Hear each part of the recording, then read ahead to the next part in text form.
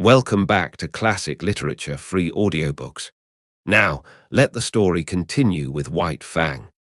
Part 3, Chapter 2, The Bondage. The days were thronged with experience for White Fang.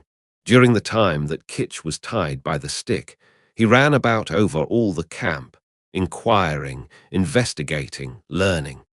He quickly came to know much of the ways of the man-animals, but familiarity did not breed contempt. The more he came to know them, the more they vindicated their superiority, the more they displayed their mysterious powers, the greater loomed their godlikeness.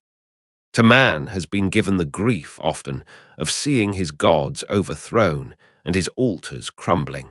But to the wolf and the wild dog that have come in to crouch at man's feet, this grief has never come. Unlike man, whose gods are of the unseen and the overguessed, vapors and mists of fancy eluding the garmenture of reality, wandering wraiths of desired goodness and power, intangible outcroppings of self into the realm of spirit.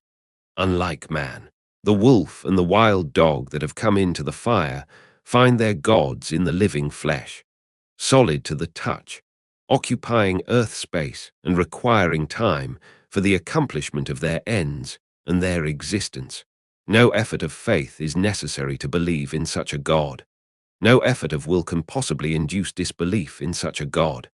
There is no getting away from it. There it stands, on its two hind legs, club in hand, immensely potential, passionate and wrathful and loving. God and mystery and power, all wrapped up and around by flesh that bleeds when it is torn, and that is good to eat like any flesh. And so it was with White Fang. The man-animals were gods unmistakable and unescapable. As his mother, Kitch, had rendered her allegiance to them at the first cry of her name, so he was beginning to render his allegiance. He gave them the trail as a privilege indubitably theirs. When they walked, he got out of their way. When they called, he came. When they threatened, he cowered down. When they commanded him to go, he went away hurriedly. For behind any wish of theirs was power to enforce that wish, power that hurt, power that expressed itself in clouts and clubs, in flying stones and stinging lashes of whips. He belonged to them as all dogs belong to them. His actions were theirs to command. His body was theirs to maul, to stamp upon, to tolerate. Such was the lesson that was quickly borne in upon him. It came hard, going as it did, counter to much that was strong and dominant in his own nature, and while he disliked it in the learning of it, unknown to himself, he was learning to like it. It was a placing of his destiny in another's hands, a shifting of the responsibilities of existence. This in itself was compensation, for it is always easier to lean upon another than to stand alone. But it did not all happen in a day, this giving over of himself, body and soul, to the man-animals. He could not immediately forgo his wild heritage and his memories of the wild. There were days when he crept to the edge of the forest and stood and listened to something calling him far and away, and always he returned, restless and uncomfortable, to whimper softly and wistfully at Kitch's side, and to lick her face with eager, questioning tongue. White Fang learned rapidly the ways of the camp. He knew the injustice and greediness of the older dogs when meat or fish was thrown out to be eaten. He came to know that men were more just, children more cruel, and women more kindly and more likely to toss him a bit of meat or bone. And after 2 or 3 painful adventures with the mothers of part-grown puppies, he came into the knowledge that it was always good policy to let such mothers alone, to keep away from them as far as possible, and to avoid them when he saw them coming. But the bane of his life was Lip Lip. Larger, older, and stronger, Lip Lip had selected White Fang for his special object of persecution. White Fang fought willingly enough, but he was outclassed. His enemy was too big. Lip Lip became a nightmare to him.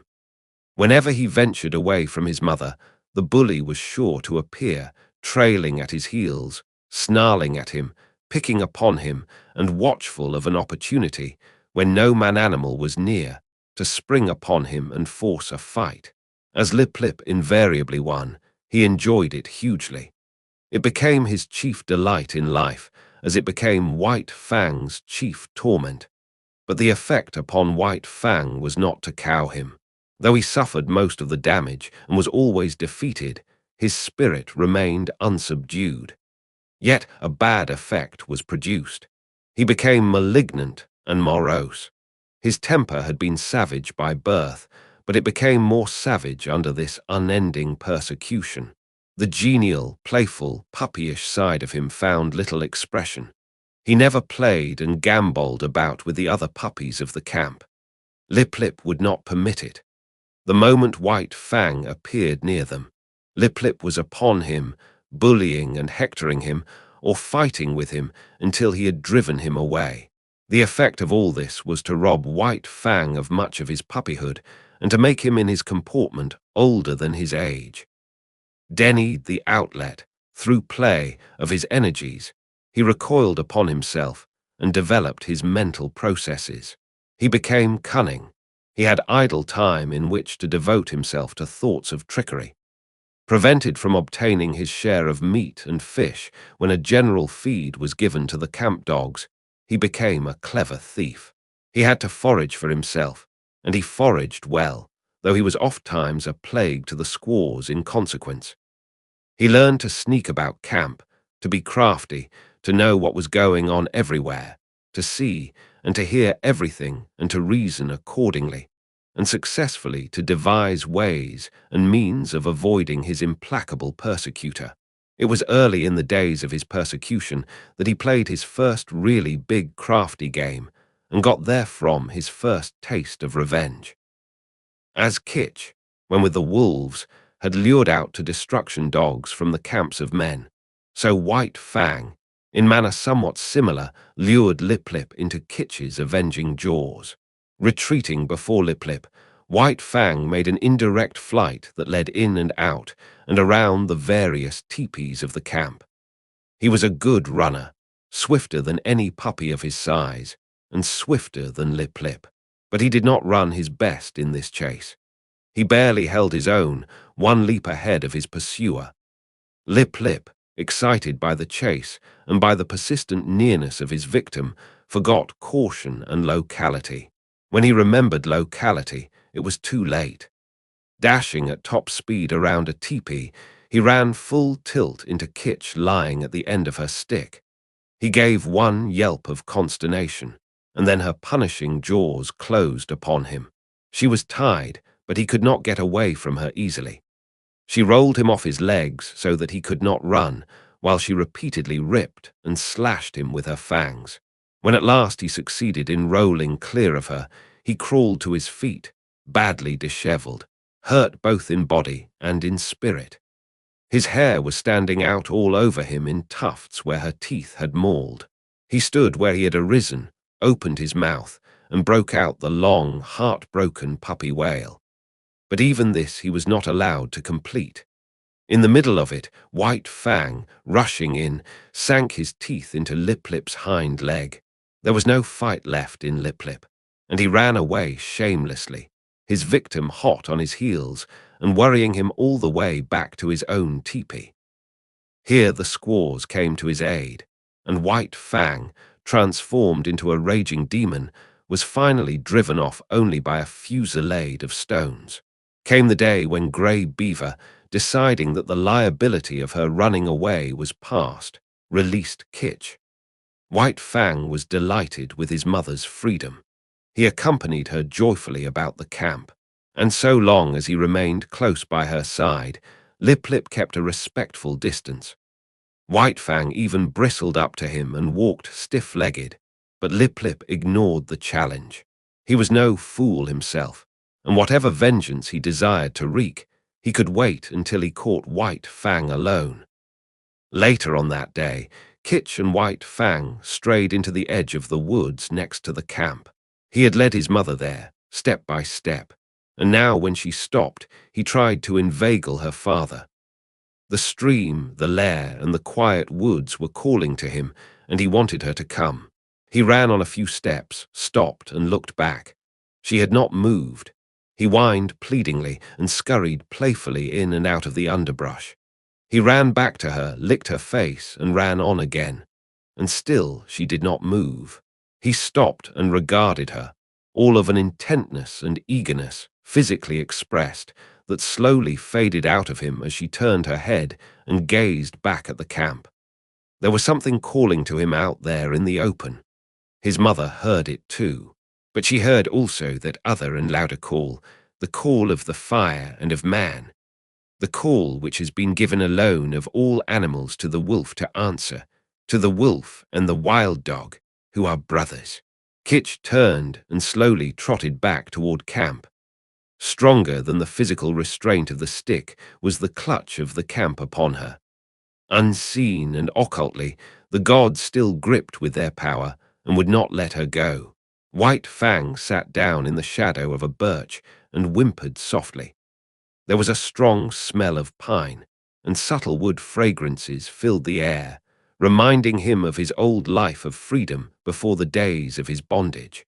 But he was still only a part-grown puppy, and stronger than the call either of man or of the wild was the call of his mother.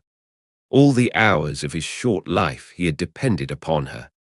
The time was yet to come for independence.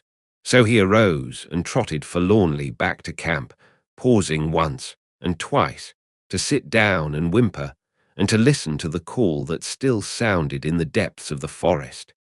In the wild, the time of a mother with her young is short, but under the dominion of man, it is sometimes even shorter. Thus it was with White Fang. Gray Beaver was in the debt of 3 eagles.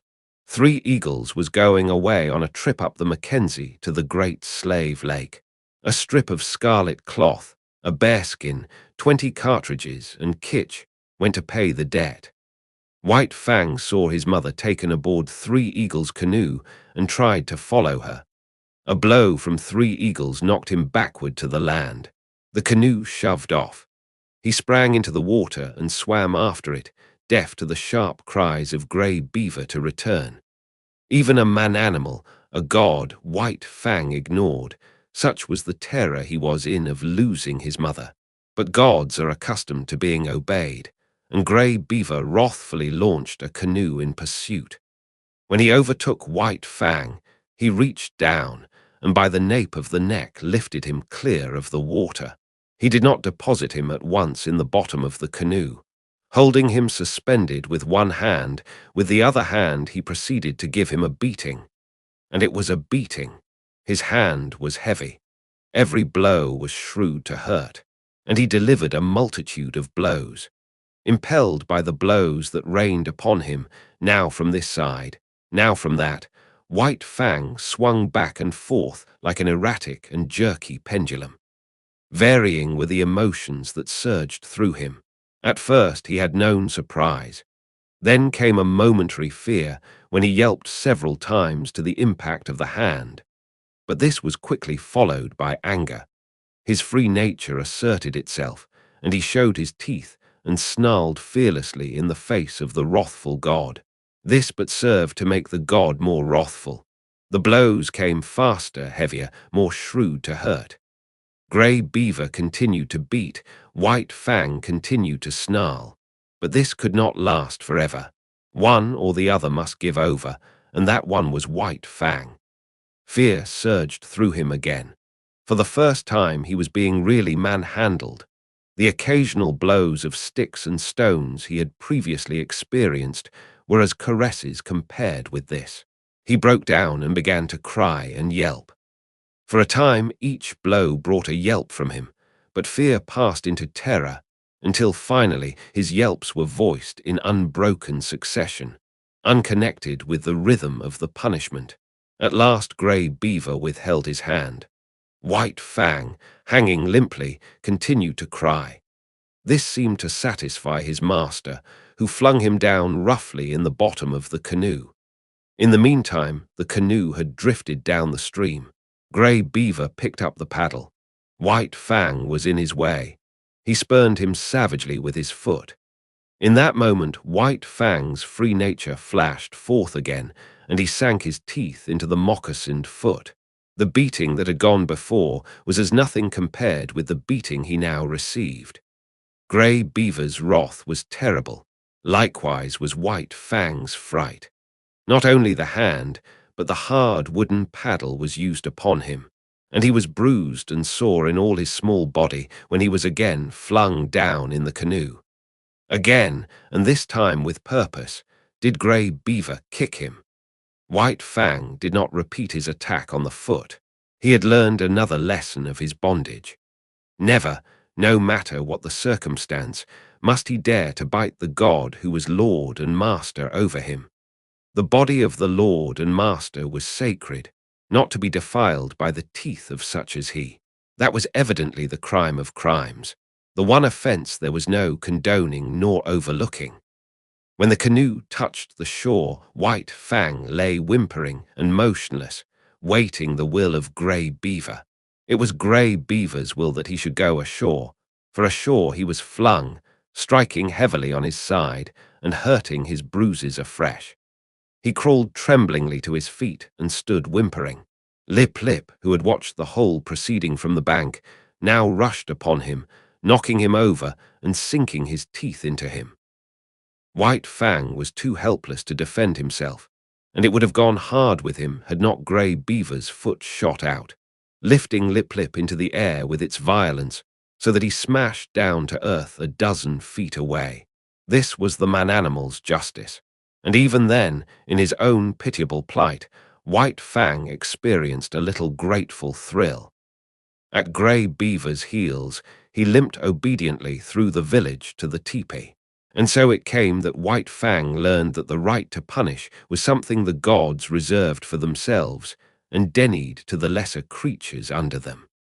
That night, when all was still, White Fang remembered his mother and sorrowed for her. He sorrowed too loudly and woke up Gray Beaver, who beat him. After that, he mourned gently when the gods were around. But sometimes, straying off to the edge of the woods by himself, he gave vent to his grief and cried it out with loud whimperings and wailings. It was during this period that he might have hearkened to the memories of the lair and the stream and run back to the wild. But the memory of his mother held him. As the hunting man-animals went out and came back, so she would come back to the village some time. So he remained in his bondage waiting for her. But it was not altogether an unhappy bondage. There was much to interest him. Something was always happening. There was no end to the strange things these gods did, and he was always curious to see. Besides, he was learning how to get along with Gray Beaver. Obedience, rigid, undeviating obedience, was what was exacted of him, and in return he escaped beatings, and his existence was tolerated. Nay, Gray Beaver himself sometimes tossed him a piece of meat, and defended him against the other dogs in the eating of it. And such a piece of meat was of value. It was worth more, in some strange way, than a dozen pieces of meat from the hand of a squaw. Gray Beaver never petted nor caressed. Perhaps it was the weight of his hand, perhaps his justice, perhaps the sheer power of him, and perhaps it was all these things that influenced White Fang, for a certain tie of attachment was forming between him and his surly lord.